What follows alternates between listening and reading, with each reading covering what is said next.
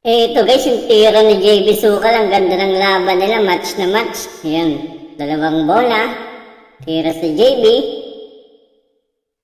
Ayun, sumablay. Ayun, natuwa yung kalaban. Napasayaw. Napatalon sa tuwa.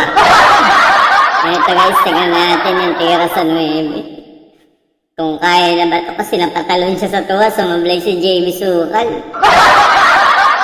Titirahan niya yung 9.